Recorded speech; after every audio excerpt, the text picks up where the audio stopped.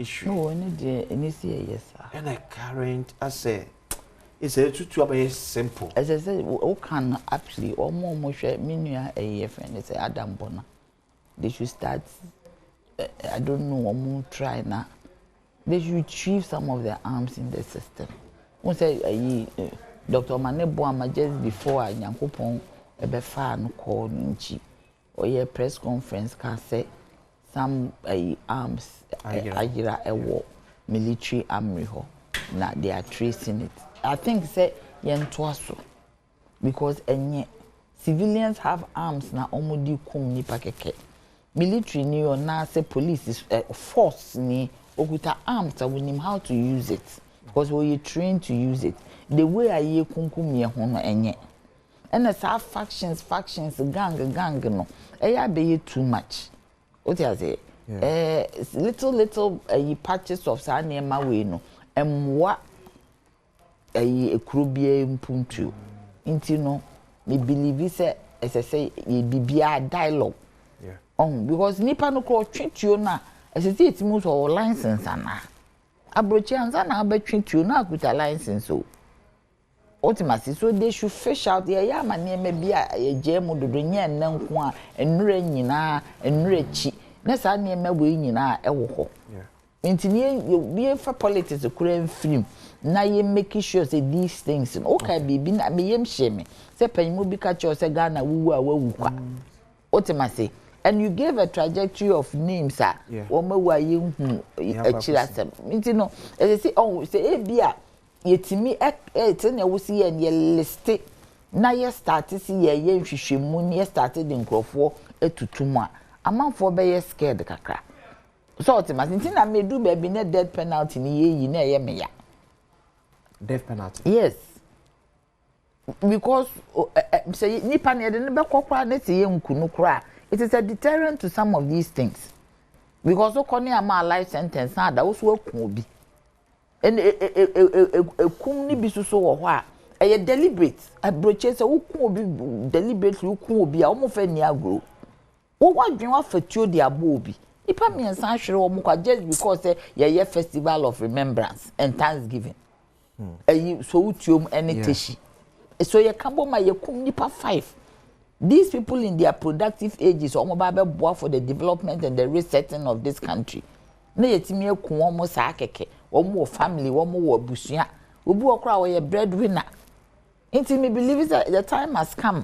Na institutions omo ye in charge of sa arms. We should go down and find out maybe arms ne hwehwe. Na yin dealing with this because yantwe ya yete ho na ababa jinsem.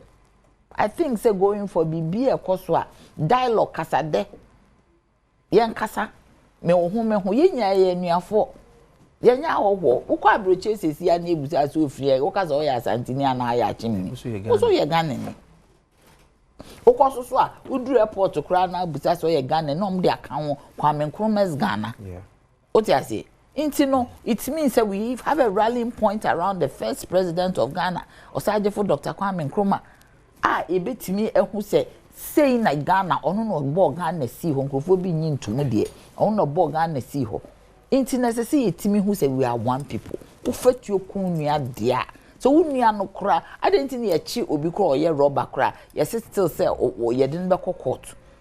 We are guilty. We are innocent till proven guilty. But we taking the law into your hands now. Can be there, Brian. Yes, Anyaa de papa. Aja, what are you meaning? I'm saying, free say your legal system, no. And so a to the be as a delay one. You may be home to do. 18 ama kwa say nipa no kra to wara so wo kunu kra konko se hwe ekosiaga ya de be court up and down sa obiwechi na asam na kwa anya foolish case ani ejeja ne sa neko violence, political violence a free politics mu neba political violence a free ahinsem aneba enen sasisem nti violence no several and sacred or domestic violence. Okay. But your society, your system, so profile national security. The violence, the mabo boss, clearly it shows a costro. enti se eba ne de wo kan na exercise de nti na ekosoro because e bi a niam e di go akwan mu to fight no eni ho papa as a state or as state ana se mpo your system no legal ne ade nyina aso twi kase bi ho ayemunu na nkrofo ana na no Ablekumanov political violence yesi ebinum so be site de twem ayawa so south also north ne hefa maybe atwam ni ade send you treating fa send you aye no fa like the election related violence now abano politically motivated send you no fa mati se won a ye kire won Ablekumanov ne ye di won asem if I know be 6,000 years the 6,000 cities asotwen we nti se onia no obe 100,000 cities wo a na uyimu 6,000 kotua sa afan ya eje say oyes a to aso be 10 kura still obetunya tia maybe can we also look at charges na the ball omo no